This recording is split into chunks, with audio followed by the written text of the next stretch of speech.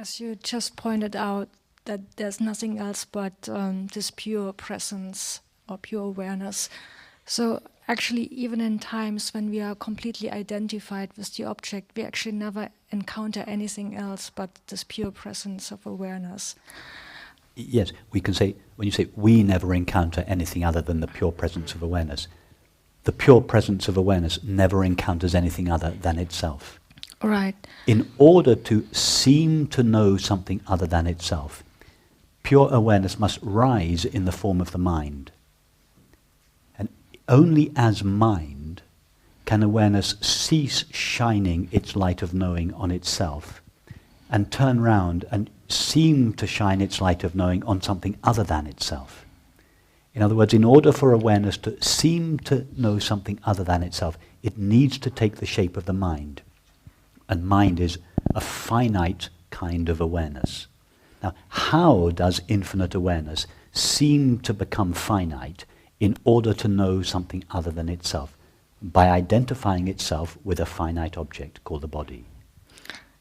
Yes, but even this idea of a finite object is made out of the substance of pure awareness. Absolutely. So how does this veiling come about? This, forgetting ourselves. The veiling comes from the point of view of awareness. There is no veiling.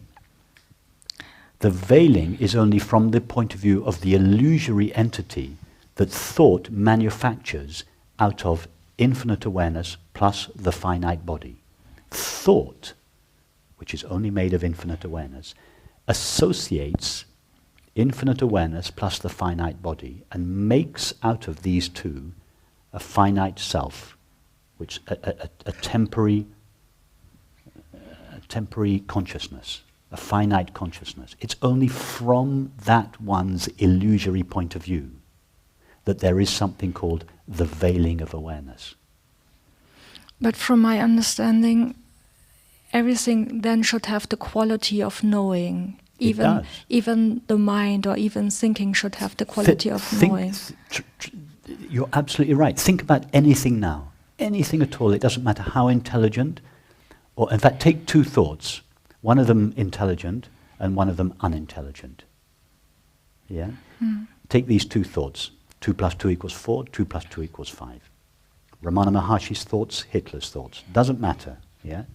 Is there anything present in those two thoughts other than the knowing of them? No. All that's there is knowing.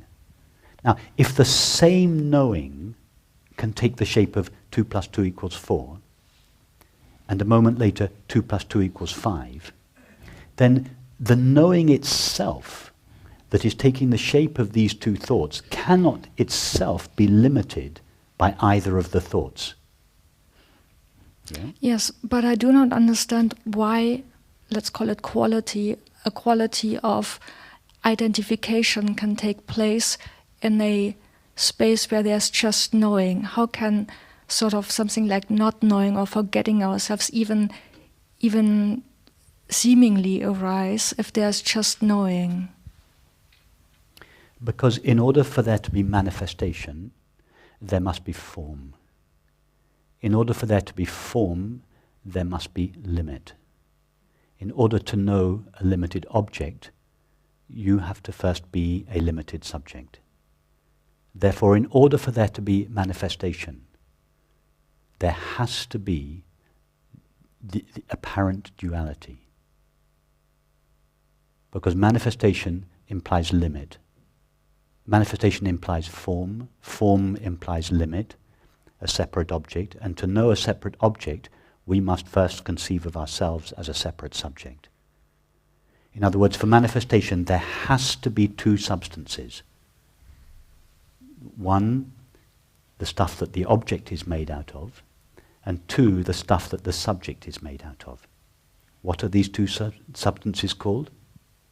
Matter, it's the stuff the object is made out of, and mind, that's the stuff the knowing subject is made out of. Therefore, mind and matter are co-created simultaneously in order to bring about manifestation. It's why there's, from a conventional point of view, there's not just one substance. in experience. There's two. It's why there's mind and matter. But then the question arises, how can, in something like the formless, which is all there ever is, something like a form arise? Or how can, in something like which has no dimension, something like a manifestation of a form arise, which has a dimension? So, in the same way that because light is inherently colorless, it can assume all colors. That the fact that it is colorless means that it has within it the potential to become any color. If light was tinged slightly yellow, then only yellowish colors would be possible. It would be yellowish green, yellowish blue, yellowish red, yellowish grey. In other words, there wouldn't be an infinite possibility of colors. There would be a finite number of colors that were possible, and they would all be tinged yellow. It's the same. It's precisely because awareness is empty, colorless, dimensionless, that it has the potential to appear in any form.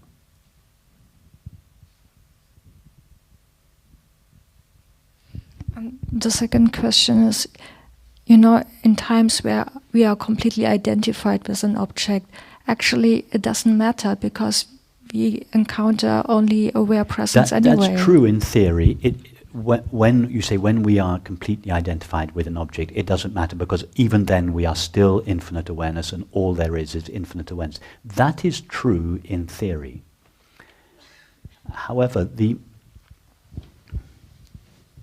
effect or the result of being completely identified with an object is the experience known as suffering. That's what the experience of suffering is. It's like a red flag saying you have mistaken yourself for an object. That's what all suffering tells us.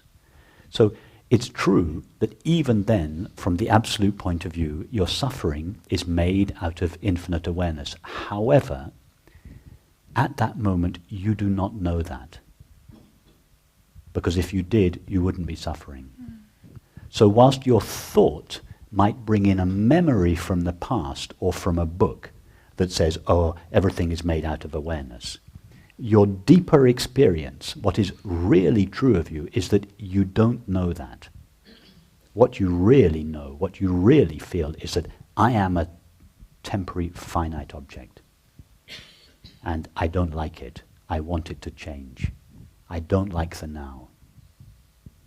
So if, when we are suffering, we say to ourselves, well, my suffering is just made out of infinite awareness and all I'm experiencing is infinite awareness, all that is actually happening is that the ego or the suffering self has simply appropriated the non-dual understanding, which it doesn't really understand, otherwise it wouldn't be suffering. It has just borrowed the non-dual understanding and washed it like a thin veneer over itself and is masquerading as understanding. And why is the ego doing this? Simply to perpetuate itself. It's just one of the slightly subtler ways that the ego perpetuates itself on the contemporary non-dual scene. Thank you. And sooner or later, we may spend a few years fooling ourselves that our suffering is just made out of infinite awareness, it's all the same, there's nothing to choose between happiness and suffering. We may console ourselves with this belief for a while, but after a while, after a few months or a few years, our suffering will compel us to go out in search again. It's not possible to be suffering without seeking happiness. So sooner or later the cracks will begin to appear and we will find ourselves not satisfied with this veneer of Advaita. We will want to go deeper into our experience to find true happiness, not just a non-dual belief, oh, everything appears in awareness. Because beliefs are not satisfying. Even the most noble beliefs are not satisfying. What is satisfying is peace and happiness. And it's not possible to experience that if we believe ourselves to be temporary and finite.